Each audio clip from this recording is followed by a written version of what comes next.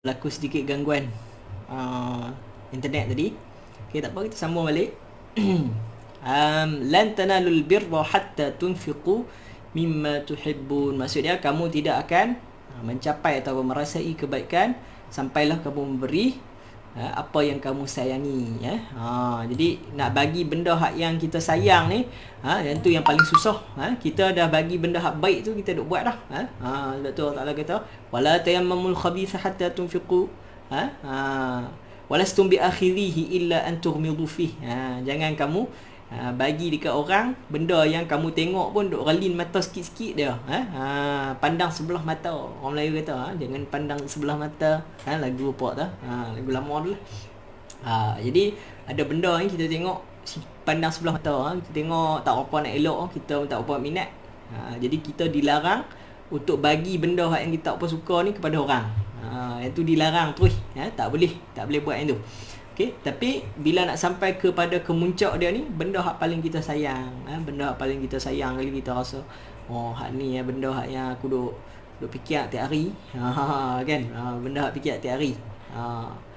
Contoh kita ada tanah, tanah kita duk fikir tiap hari, sayang tanah, beli tanah murah, nak jual mahal. Okey, jadi sayang harta, sayang tanah. Tiba-tiba orang mai bagi tahu, orang kata, ni kita perlukan masjid ni, Korea kita tak ada masjid. Siapa kot ada tanah hak besar sikit, boleh aku nak wakaf untuk buat masjid. Jadi masa tu kita duk relin tanah kita tu, duk fikir, nak bagi ke tak mau bagi, nak bagi tak mau bagi. Jadi Allah Ta'ala kata, kalau kita bagi tanah tu, hak yang kita paling sayang tu, ni paling tinggi ni, peringkat iman paling tinggi sekali, maka kamu akan merasai kebajikan ataupun merasai kebaikan. Jadi walaupun kita tak boleh nak capai sampai tahap yang tu, setiap hari tu kita cuba benda-benda hak yang kita sayang sikit, yang kecil, benda yang kita sayang yang kecil, kita cuba kongsi dengan orang, kita cuba bagi-bagi pada orang, dan sebagainya. Yang tu dengan cara macam tu kita akan rasa kelazatan ataupun rasa macam mana impak ataupun kesan apabila kita melakukan infak ataupun sedekah kepada orang-orang yang memerlukan. Kita berkongsi dengan orang. Kalau duit kita ada tu, kita berkongsi dengan orang susah, orang yang sedang memerlukan. Tak rugi apa, kita cuma kongsi sedikit saja. Kita tengok iklan, orang share iklan, anak sekian-sekian mengalami sakit sekian-sekian, kanser, memerlukan dana sebanyak 200,000. Kita bukan ambil duit kita bagi 200,000, tak ada orang buat gitu, nak transfer pun tak boleh 200,000, nak transfer pun tak boleh, nak transfer pun tak ada 200,000. Tapi kita ambil RM10, ambil RM10 bagi, daripada benda yang kita sayang, duit ni kita duk fikir, RM10 ni ambil bulan tabung, kan, 10 kali 2 tahun boleh beli emas sebakui, kan. Ada emas bakui tak ada, boleh beli segelang lah satu, kan. Kalau taruh 2 tahun, dia fikir aku tu. Tapi dia tak ingat yang kata RM10 tu kalau dia infak setiap bulan, dia dah bina apa, dah bina mahligai di syurga. Tambah-tambah kalau infak untuk keperluan umat Islam yang bersangatan, contohnya masjid lah. Kalau kata ada masjid yang diperlukan untuk dibina segera, tak kira lah di mana-mana. Jadi dalam satu hadis Nabi kata, man bana masjidan banallahu lahu baitan fil jannah. Siapa yang membina masjid, maka Allah Ta'ala akan membina rumah bagi dia di dalam syurga. Okay? Wa ma tunfiqu min syai'in fa innallaha bihi alim. Dan apa sahaja yang kamu infakkan, semua Allah Ta'ala kira, semua Allah Ta'ala tahu. Kemudian Allah Ta'ala cerita balik kisah tentang Bani Israel ni. Yang Bani Israel ni mereka suka pandai-pandai. Mereka kata ada benda haram kat mereka, tak boleh nak makan, macam-macam lah mereka buat cerita. Jadi Allah Ta'ala cerita dalam ayat ni, kullu ta'am kana hillan li Bani Israel illa ma harrama Israelu ala nafsih. Semua makanan pada waktu dahulu halal kepada Bani Israel, melainkan apa yang Israel, Nabi Yaqub, Israel ni Nabi Yaqub, yang dia haramkan kepada diri dia sendiri. Ada beberapa jenis makanan yang diharamkan kepada diri dia sendiri, ya. Saya tak masuk kepada perincian dia lah. Min qabli an tunazzal at-Taurat, sebelum kitab Taurat tu diturunkan. Jadi apabila kitab Taurat dah diturunkan, maka semua orang ikut kitab Taurat. Tak ada dah yang lawan daripada kitab Taurat. Okey. Qul fa'tu bit-Taurat. Lalu wahai Muhammad, kata kepada ahlul kitab ni, datangkan kitab Taurat tu, fatluha, dan baca. Mari kita tengok betul ke tak betul hak yang kamu duk dakwa ni sama macam kitab Taurat, ataupun hak yang aku cakap ni sama. Aku cakap tu maksudnya Muhammad lah. Yang aku cakap ni sama macam kitab Taurat. Mari kita tengok siapa yang sebenarnya betul-betul ikut kitab Taurat. Okey. Fatluha in kuntum sadiqin, sekiranya kamu benar. Bacalah kitab Taurat itu sekiranya kamu daripada kalangan orang-orang yang benar. Faman iftara 'ala Allahi al-kadhiba min ba'di dhalik. Sesiapa yang menipu di atas nama Allah Subhanahu Wa Taala, maksudnya dia tipulah kitab Taurat tulis lain, kemudian dia kata benda lain. Fa ulaika humuz zalimun. Maka itu dikira sebagai orang-orang yang zalim. Katakanlah wahai Muhammad, qul sadaqallah, telah benarlah apa yang dikatakan oleh Allah, apa yang telah difirmankan oleh Allah. Tentang apa ni? Tentang Nabi Ibrahim, tentang kitab Taurat, tentang nabi-nabi yang dahulu. Semua wahyu yang Allah Ta'ala bagi kepada Nabi Muhammad, semuanya betul. Bukannya ada tipu helah, tak ada. Fattabi'u millata Ibrahim hanifa, maka ikutlah agama Nabi Ibrahim yang hanif, yang tidak menyembah selain daripada Allah. Wa ma kana minal musyrikin, dan Nabi Ibrahim itu tidaklah daripada kalangan orang-orang yang mempersekutukan Allah Subhanahu Wa Taala dengan benda lain. Jadi mempersekutukan Allah Subhanahu Wa Taala ni mempersekutukan dari segi apa? Yang pertama dari sudut zat dia. Kita nak sembah tu sembah zat Allah sahaja. Sembah diri Allah sahaja. Jangan duk sembah benda yang lain. Benda hak yang bukannya daripada zat Allah, daripada zat makhluk. Contohnya kita buat satu patung, kita kata hak ni Allah, aku sembah hak patung ni sebab ni patung Allah. Tak boleh macam tu.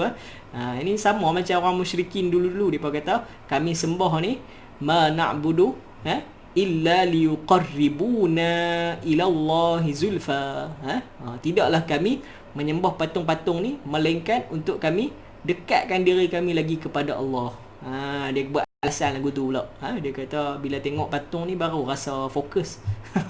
Baru rasa macam Allah Ta'ala duk tengok kami. Nampak dia buat pusing waktu bila yang Allah Ta'ala suruh buat lagu tu pun tak tahu, tak ada. Dia pun pandai-pandai. Jadi tak payah kita sembah Allah Ta'ala tu zat diri dia yang ghaib, yang kita tak nampak. Yang kedua, kita kena jangan syirik kepada Allah Subhanahu Wa Taala dari sudut sifat dia. Jangan kita duk kata makhluk ni ada sifat Tuhan.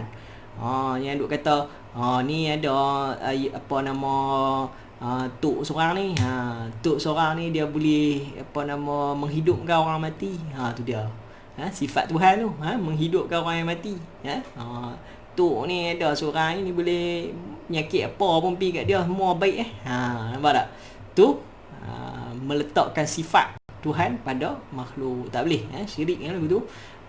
Kemudian jangan mensyirikkan Allah Ta'ala dari sudut perbuatan dia. Perbuatan dia. Contohnya kita kata bumi ni memanglah Allah Ta'ala yang cipta bumi ni, tapi matahari bukan Allah Ta'ala cipta, matahari orang lain cipta. Kita dah buat pandai-pandai gitu. Lepas tu kita dah kata pula bumi ni memang Allah Ta'ala cipta, tapi hak hujan-hujan tu kita yang buat. Sama juga. Ataupun dia kata betul lah alam ni Allah Ta'ala cipta, tapi hak yang duk jadi hujan, hak gimai salji apa semua ni alam semula jadi. Tu sama juga. Syirik. Sebab apa? Sebab semua benda ni semua di bawah kekuasaan dan pentadbiran dan perbuatan Allah Subhanahu Wa Taala. Jadi tak boleh syirik begitu. Jadi kita jangan jadi orang syirik, kita ikut Nabi Ibrahim. Jadi hanif, menyembah hanya Allah Subhanahu Wa Taala. Kemudian Allah Ta'ala cerita, inna awwala baiti wudi'a lin-nas, sesungguhnya rumah ibadat yang pertama dicipta kepada manusia, lallazi bi Bakkah mubarakan, yang berada di Mekah. Bakkah ni maksud dia Mekah. Sebelum ditukar nama Mekah tu, dulu ni orang sebut Bakkah. Di sisi para malaikat menyebut Bakkah. Mubarakan, mubarakan diberkati, wa hudal lil alamin, dan sebagai petunjuk kepada alam. Jadi Mekah tu dia adalah tanda dan petunjuk kepada alam. Seluruh alam pi kepada dia untuk mencari petunjuk. Fihi ayatun bayyinat. Di Baitullah tadi ni, iaitu Masjidil Haram lah, di Kaabah tu, ada ayatun bayyinat, ada ayat-ayat yang nyata tentang kekuasaan Allah. Salah satu daripada dia Maqam Ibrahim. Maqam Ibrahim, tempat Nabi Ibrahim berdiri ketika dia membina Kaabah. Jadi Nabi Ibrahim ni dia ditugaskan untuk bina Kaabah. Masjidil Haram tu macam mana boleh berdiri di situ, macam mana orang boleh mai ibadah di situ? Nabi Ibrahim yang letak batu asas dia. Nabi Ibrahim yang letak dan bina Kaabah tu. Apabila Allah SWT perintahkan dia suruh pi bina Kaabah di situ. Jadi tanda kebesaran Allah SWT tu ada pada maqam Ibrahim, yang mana Nabi Ibrahim pijak untuk mencipta Kaabah, untuk membina Kaabah. Okey. Wa man dakhalahu kana amina. Sesiapa yang masuk kepada Mekah ataupun masuk Masjidil Haram, kana amina, maka dia akan berasa aman. Sebab apa berasa aman? Sebab dalam tanah haram ni tak boleh membunuh, tak boleh memulakan peperangan, tak boleh bercakap kotor, tak boleh menghina, tak boleh keji mengeji, semua tak boleh. Hak jahat semua tak boleh. Semua haram berganda-ganda. Kalau buat di dalam kawasan Mekah ataupun kawasan Madinah. Dan Dajjal Al-Masih tak boleh masuk. Masih Dajjal, binatang ataupun makhluk yang akan keluar nanti di akhir zaman yang menyesatkan manusia, dia tak boleh masuk. Jadi sebab tu siapa yang duduk di dalam Mekah ini, maka dia akan merasa aman. Walillahi 'alan nasi hajjul baiti man istata'a ilaihi sabila. Dan bagi Allah wajib ke atas manusia melakukan haji pada Baitullahil Haram sekiranya ia mampu. Jadi kalau kita tak mampu dari sudut kewangan ataupun dari sudut kesihatan, wajib tak haji? Tak wajib. Kita apabila kita dapat duit, cukup dari sudut kewangan untuk pergi haji, kemudian cukup dari sudut kesihatan, kemudian tiba giliran kita, kemudian kita buat alasan macam-macam, kita tak mau pi dan sebagainya. Duk buat alasan, kita takut lagi saya ni dosa banyak, lagi Allah Ta'ala tak terima. Tak payah duk buat alasan gitu. Dah sampai giliran, maksudnya Allah Ta'ala dah izinkan untuk kita pi. Kita pi kita pi. Buat, belajar macam mana nak buat haji. Yang duk buat alasan macam-macam. Buat alasan macam-macam tak pi, tiba-tiba mati. Akan dipersoalkan di hari akhirat kelak. Kenapa kita tak buat setelah kita mampu? Wa man kafara, siapa yang kufur, siapa yang tak mau buat haji setelah dia mampu, fa innallaha ghaniyyun 'anil 'alamin. Sungguhnya Allah Taala kaya daripada sekalian alam. Maksudnya Allah Taala tak perlu pun haji kita. Tak perlu pun ibadah-ibadah kita. Yang perlu kepada ibadah-ibadah ni siapa? Diri kita sendiri. Diri kita sendiri yang perlu pada ibadah ni. Qul ya ahlal kitab lima takfuruna bi ayatillah wallahu syahidun ala ma ta'malun. Wahai ahlul kitab, kenapa kamu kufur dengan ayat Allah sedangkan Allah Ta'ala menjadi saksi atas apa yang kamu perlakukan. Qul ya ahlal kitab, wahai ahlul kitab, lima tasudduna an sabilillah, kenapa kamu paling daripada jalan Allah? Man amana tabghunaha iwaja. Sedangkan mereka itu dah beriman kepada Allah Ta'ala. Tabghunaha iwaja, kamu ingin memesongkan orang daripada ajaran Allah SWT. Wa antum syuhada, sedangkan kamu menyaksikan kebenaran risalah nabi-nabi. Wa mallahu bighafilin amma ta'malun, maka Allah Ta'ala tak lupa apa yang kamu buat ni. Allah Ta'ala akan balas di akhirat kelak. Ya ayyuhallazina amanu, wahai orang beriman, in tuti'u fariqam minal ladzina utul kitab, sekiranya kamu taat kepada sekumpulan daripada ahlul kitab tadi ni, daripada orang Yahudi dan Nasrani, yaruddukum ba'da imanikum kafirin, sehingga mereka akan mengembalikan kamu setelah daripada iman kepada kekufuran. Jadi kita kena hati-hati dengan orang bukan Islam orang Kristian dan orang Yahudi, kita kena hati-hati dengan mereka sebab ada sebahagian kumpulan daripada mereka sangat gemar untuk mengembalikan kita kepada kesesatan, kepada agama yang mereka buat tu, kepada agama yang mereka reka setelah mereka ubah apa yang terkandung di dalam Taurat dan Injil. Bukannya bawa kembali kepada agama yang betul. Kita yang berada pada agama yang betul, kita kena hati-hati. Jadi kita tahu di negara kita, contoh di Malaysia ni, ada kumpulan-kumpulan yang menyebarkan dakwah Kristian dan Yahudi, menyebarkan agama Kristian dan Yahudi dan menyebarkan pada orang-orang yang tidak sepatutnya mereka sebarkan, orang-orang yang rendah tahap intelektual dan sebagainya, orang-orang miskin dan sebagainya. Jadi tak adil lah. Di situ mereka cuba mencari peluang untuk kita kata mengambil kesempatan.